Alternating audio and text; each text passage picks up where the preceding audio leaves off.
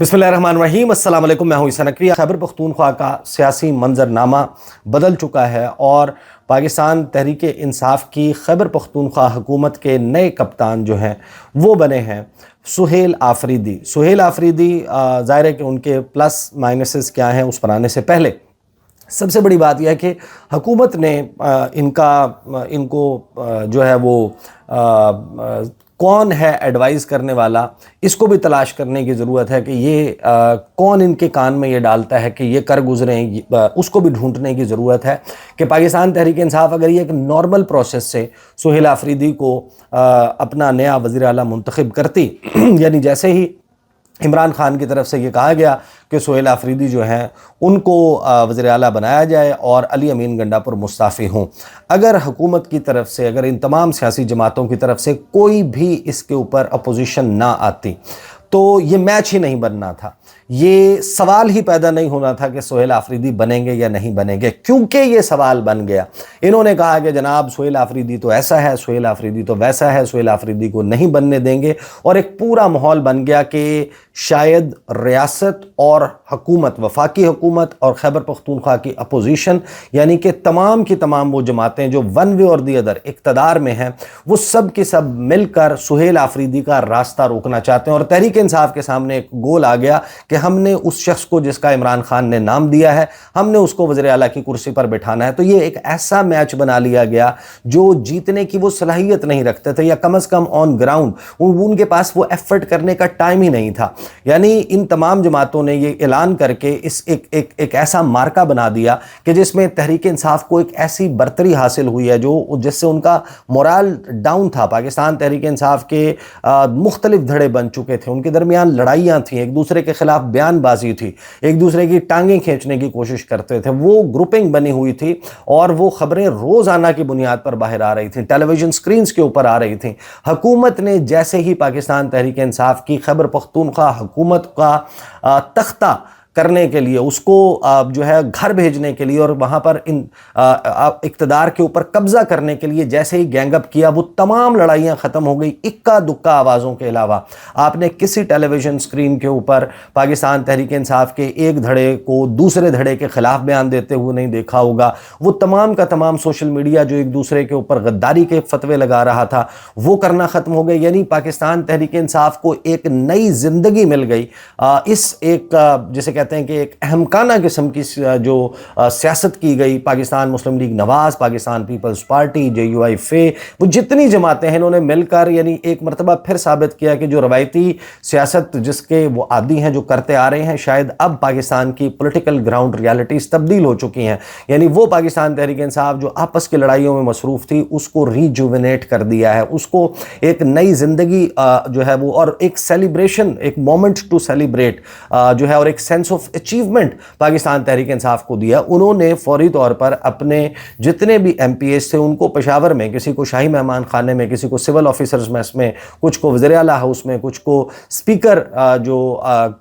सूबाई असम्बली हैं उनके घर पर उनको ठहराया गया, उनके रहने का बंदोबस्त किया गया, उनकी हिफाजत का इंतज़ाम किया गया, उनके रबतों पर पाबंदी लगा दी गई ताकि किसी को तोड़ा ना जा सके। जो लोग मुल्क से बाहर थे वो भी वापस आए और सब के सब 90 के 90 लोग जो वहाँ पर मौजूद थे उनमें से एक भी शख्स नहीं टूटा और सब ने सुहेल आफरीदी को वोट दिया। तो ये जमातें, इनको भी बैठकर देखने की ज़रूरत है कि इन्होंने जाने अनजाने में एक ऐसा काम किया कि जिससे पाकिस्तान तहरीक इंसाफ आपको एक मरतबा फिर रिवाइव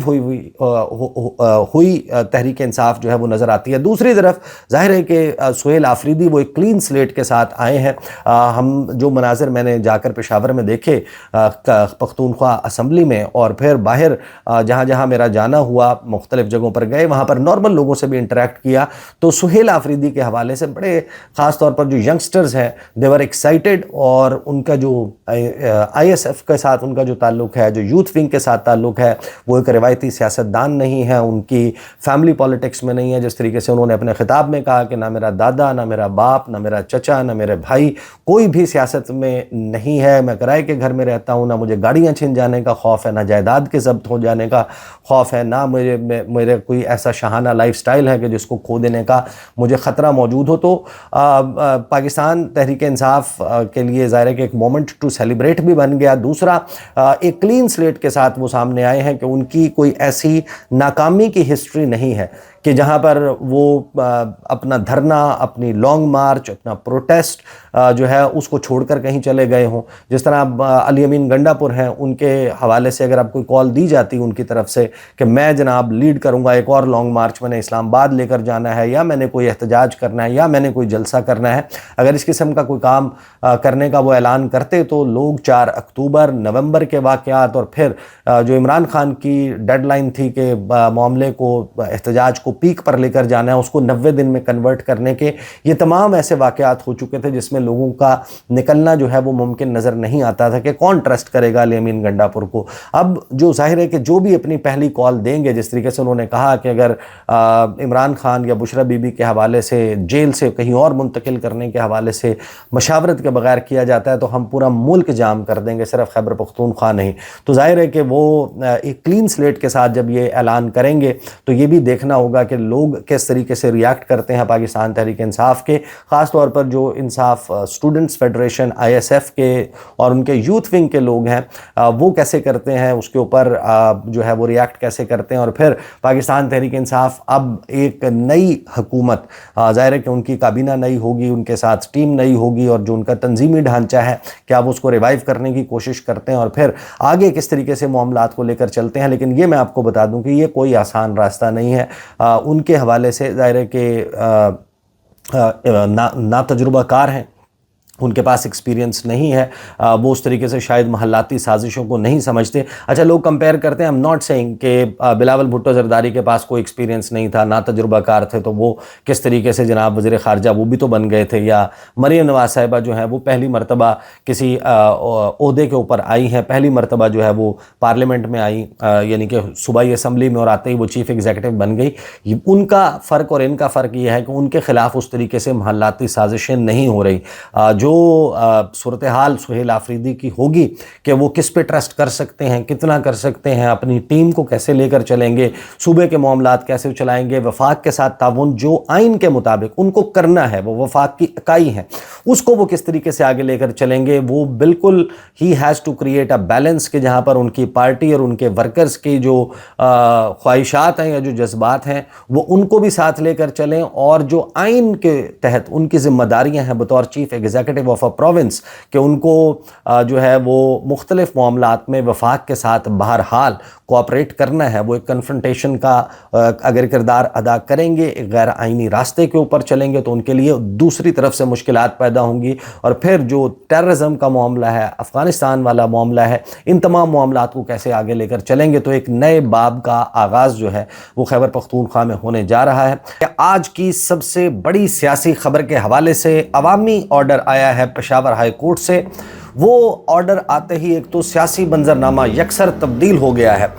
दूसरा वापसी की टिकट कट गई है। फैसल करीम कुंडी साहब गवर्नर खैबर पख्तूनख्वा वो इस्लामाबाद पहुंच चुके हैं। मेरी उनसे जो बात हुई, जैसे उन्होंने इस्लामाबाद लैंड किया, वो मैं आपको बताऊंगा कि फैसल करीम कुंडी का अब सुहेल आफरीदी साहब के हवाले से, पेशावर हाई कोर्ट के फैसले के हवाले से आइन में जो कुछ दर्ज है, और फिर उससे पहले जो उनकी तरफ से ऑब्जर्वेशंस लगाकर अली अमीन गंडापुर का इस्तीफ़ा वापस भिजवाया गया था, उस पर उनका क्या मौक़िफ़ है,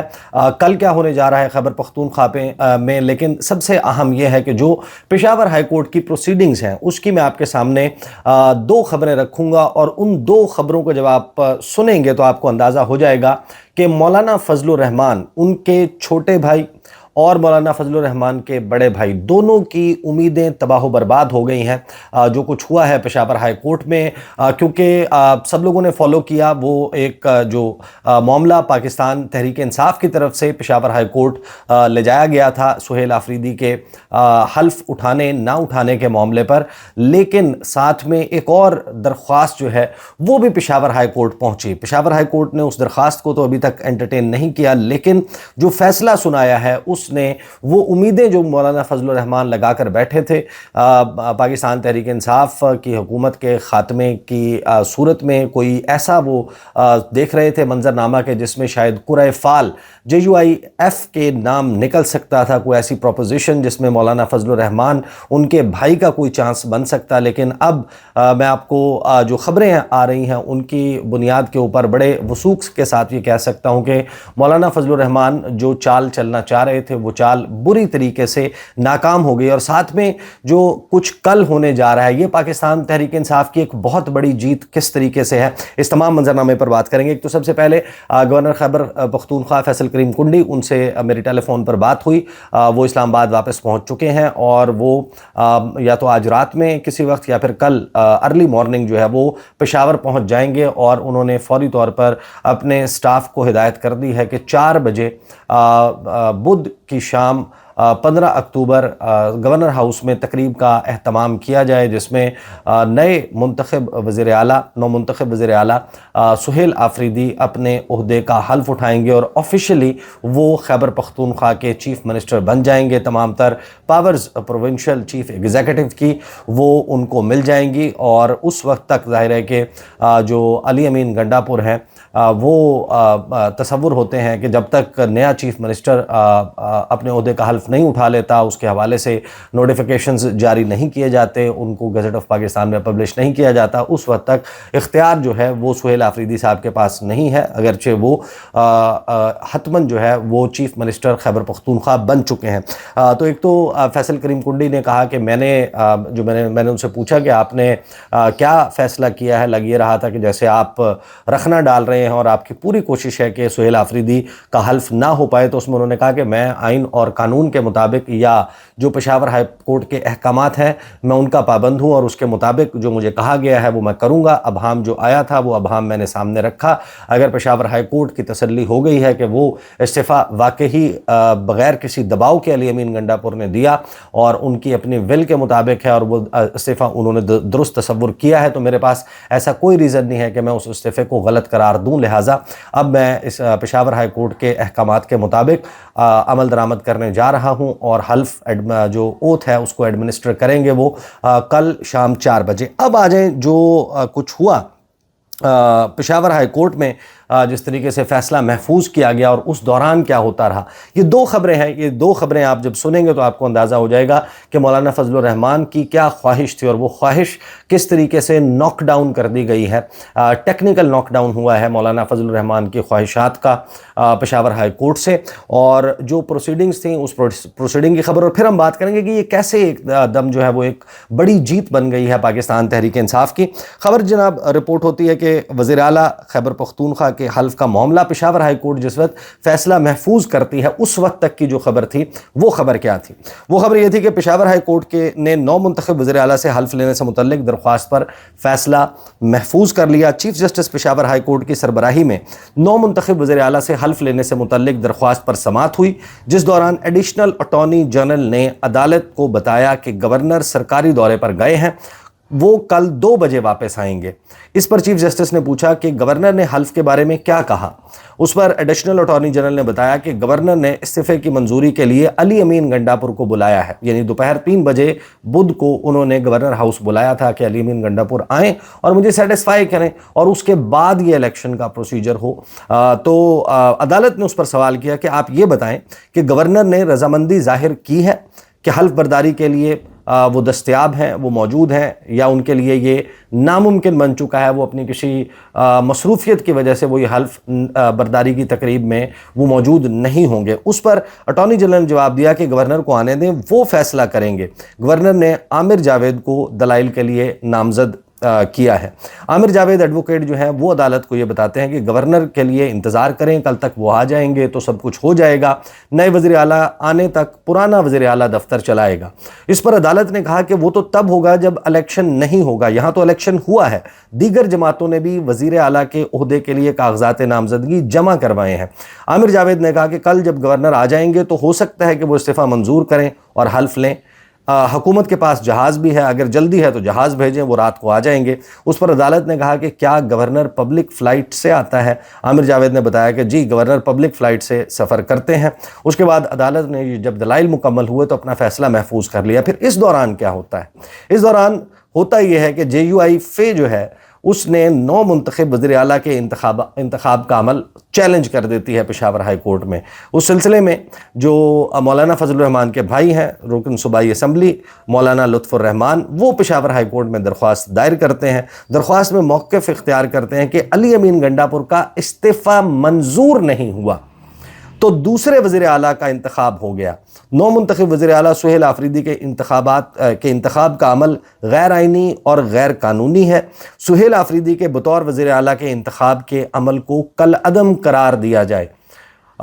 جب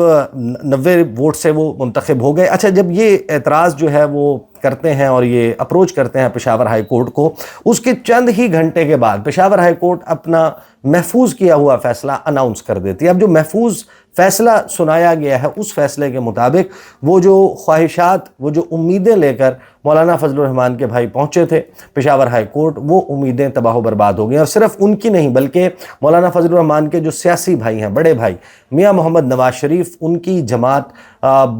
خلاف تھی اس معاملے میں کہ سہیل آفریدی وزیر اعلیٰ خیبر پختونخوا بنے۔ ایک بڑی سٹرونگ اپوزیشن جو ہے ان کی طرف سے ظاہر کی گئی۔ انہوں نے اختلاف کیا کہ سہیل آفریدی وہ نشے کا، منشیات کا کاروبار کرتے ہیں، وہ فلاں کرتے ہیں، ان کے طالبان کے ساتھ تعلقات ہیں۔ یہ سارا بیانیہ ان کی طرف سے بنایا گیا اور دونوں جانب سے بڑی سخت اپوزیشن تھی کہ کسی طریقے سے سہیل آفریدی کا راستہ روکا جائے۔ لیکن پھر پشاور ہائی کورٹ سے فیصلہ آتا ہے۔ پشاور ہائی کورٹ جو ہے وہ خیبر پختونخوا کے گورنر فیصل کریم کنڈی کو حکم جاری کرتے ہیں کہ وہ نو منتخب وزیر اعلیٰ سہیل آفریدی سے حلف لیں۔ یہ حکم جو ہے وہ پشاور ہائی کورٹ کی طرف سے جاری کیا جاتا ہے، جس کا واضح مطلب یہ ہے کہ پشاور ہائی کورٹ نے وہ تمام اعتراضات ردی کی ٹوکری میں ڈال دیے جو سہیل آفریدی کے الیکشن کے اوپر اٹھائے گئے تھے۔ پشاور ہائی کورٹ نے گورنر خیبر پختونخوا کو کل یعنی نو منتخب وزیر اعلیٰ سہیل آفریدی سے حلف لینے کا حکم دے دیا۔ پشاور ہائی کورٹ نے نو منتخب وزیر اعلیٰ سے حلف لینے سے متعلق درخواست پر محفوظ فیصلہ سنا دیا۔ عدالت نے کہا کہ گورنر خیبر پختونخوا نو منتخب وزیر اعلیٰ سے بدھ کے دن 4 بجے حلف لیں گے۔ اگر گورنر نے حلف نہ لیا تو اسی دن اسپیکر خیبر پختونخوا اسمبلی نو منتخب وزیر اعلیٰ سے حلف لیں گے۔ واضح رہے کہ chief justice Peshawar high court کی سربراہی میں نو منتخب وزیر اعلیٰ سے حلف لینے سے متعلق درخواست پر سماعت ہوئی تھی، جس میں دوران ایڈیشنل اٹارنی جنرل اور آگے ظاہر ہے کہ وہی تفصیلات ہیں۔ اس پر چیف جسٹس نے جو ہے یہ پوچھا کہ گورنر نے حلف کے بارے میں کیا کہا اور پھر علی امین گنڈا پور کو بلایا ہے۔ یہ ساری بات باقی وہی تفصیلات ہیں جو میں آپ کو گزشتہ خبر کی سنا چکا۔ تو اب باقاعدہ میری کوشش یہی ہے کہ کل میں جاؤں پشاور اور اوتھ ٹیکنگ سیریمنی میں بھی شرکت کی کوشش کریں گے کہ وہاں پر موجود ہوں گورنر خیبر پختونخوا۔ ان سے بھی آئل ٹرائی کہ ان کے ساتھ جو ہے وہ ایک نشست ہو، اور نو منتخب وزیر اعلیٰ سہیل آفریدی، ان کے ساتھ بھی کوشش کریں گے کہ ایک نشست ہو، اور ان تمام معاملات پر مزید اپڈیٹس انشاءاللہ رکھنے کی آپ کے سامنے کوشش کروں گا۔ اب تک کے لیے اتنا ہی، اجازت دیجیے، اللہ حافظ۔